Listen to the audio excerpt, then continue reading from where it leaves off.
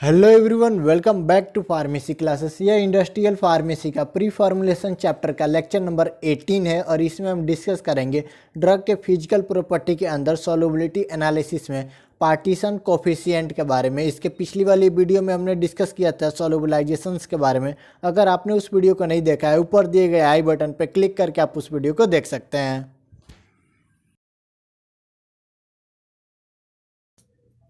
आइए अब हम पार्टीशन कोफिशिएंट के बारे में स्टडी करते हैं सॉल्युबिलिटी एनालिसिस के अंदर।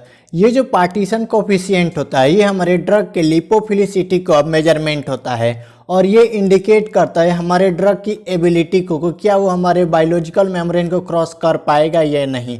अगर कोई भी ड्रग बायोलॉजिकल मेम्ब्रेन को क्रॉस कर लेता है तो मतलब उसका एब्जॉर्प्शन होगा और वो हमारे सर्कुलेटरी सिस्टम में पहुंचकर अपना इफेक्ट शो कर सकता है। इसीलिए हमें अपने ड्रग की पार्टीशन कोफिशिएंट की स्टडी करने की रिक्वायरमेंट होती है। ये जो हमारी ड्रग होती है, इनके पास दो प्रकार की प्रॉपर्टी होती है, या तो वो हाइड्रोफिलिक नेचर की होगी या फिर वो लिपोफिलिक नेचर की होगी।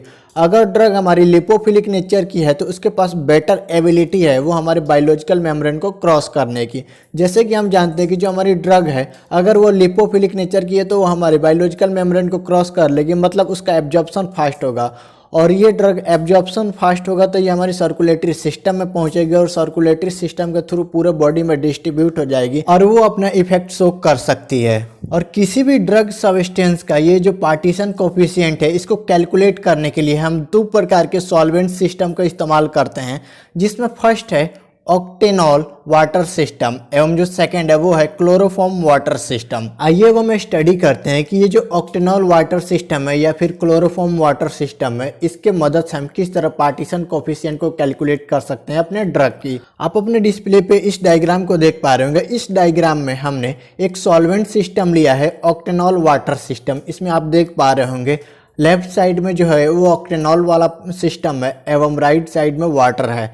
एवं जब हम इसमें अपने ड्रग को डिजॉल्व करते हैं तो ये ड्रग अगर जाकर वाटर वाले पार्ट में ज़्यादा अमाउंट में इसका डिस्ट्रीब्यूशन हो रहा है तो हम कह सकते हैं कि जो हमारी ड्रग है वो पोलर नेचर की है, मतलब ये हाइड्रोफिलिक नेचर शो कर रही है। लेकिन अगर वो ड्रग ऑक्टेनॉल वाले पोर्शन में जाकर ज़्यादा डिजॉल्व हो रही है तो हम कह सकते हैं कि जो हमारी ड्रग है वो नॉन पोलर नेचर की है एवं वो लिपोफिलिक नेचर शो कर रही है। इसीलिए वो ऑक्टेनॉल वाले सिस्टम में ज़्यादा उस ड्रग की अमाउंट हमें प्राप्त हो रही है। वहीं अगर हम क्लोरोफॉर्म वाटर सिस्टम की बात करें तो आप अपने डिस्प्ले पर देख पा रहे हैं हमने क्लोरोफॉर्म वाटर सिस्टम को अरेंज किया और जब हम अपने ड्रग को डिजॉल्व कर रहे हैं और ये जो ड्रग है ये अगर वाटर वाले पोर्शन में ज़्यादा जाकर उसकी अमाउंट डिजॉल्व हो रही है तो हम कहेंगे कि जो हमारी ड्रग है ये हाइड्रोफिलिक नेचर शो कर रही है। लेकिन अगर जब हम ड्रग को डिजॉल्व कर रहे हैं और उस ड्रग की मैक्सिमम अमाउंट क्लोरोफॉर्म वाले लेयर में जाकर डिजॉल्व हो रही है तो हम कहेंगे कि वो जो ड्रग है वो लिपोफिलिक नेचर से शो कर रही है। सिंपली हम डिफाइन कर सकते हैं कि ये जो पार्टीशन कोफिशिएंट होता है ये हमारे अनआयोनाइज्ड ड्रग के डिस्ट्रीब्यूशन रेशियो ऑर्गेनिक फेस एवं एक्वस फेस में जो डिस्ट्रीब्यूशन रेशियो है उसको रिप्रेजेंट करता है और इस इक्वेशंस के थ्रू हम उस ड्रग के पार्टीशन कोफिशिएंट को कैलकुलेट कर सकते हैं। तो सिंपली हम कह सकते हैं कि जो पार्टीशन कोफिशिएंट होता है ये हमारे ड्रग के लिपोफिलिक एवं हाइड्रोफिलिक जो नेचर है उसके बारे में इंफॉर्मेशंस प्रोवाइड कराता है।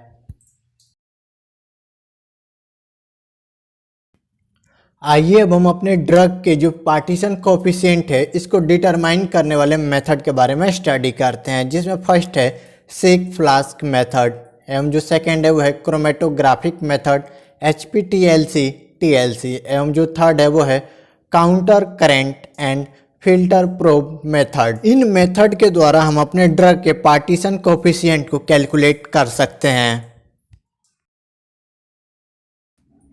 आइए अब हम स्टडी करते हैं कि जो पार्टीशन कोफिशिएंट है किसी भी ड्रग का, इसका एप्लीकेशंस क्या है। जिसमें फर्स्ट है किसी भी ड्रग का जो लिपोफिलिक कैरेक्टर है उसको मेजर करने के लिए एवं जो सेकंड है हमें किसी भी ड्रग का ADME स्टडी करने के लिए। ADME means absorption, distribution, metabolism एवं एक्सक्रीशंस के बारे में स्टडी करने के लिए हमें उस ड्रग की पार्टीशन कोफिशिएंट की स्टडी करने की रिक्वायरमेंट पड़ती है। एवं जो थर्ड है वो है जो हमारे ड्रग का डोजेज फॉर्म है, उस डोजेज फॉर्म का हमारे बायोलॉजिकल फ्लूइड से एक्सक्रीशंस को स्टडी करने के लिए हमें उस ड्रग के पार्टीशन कोफिशिएंट की स्टडी करने की रिक्वायरमेंट पड़ती है।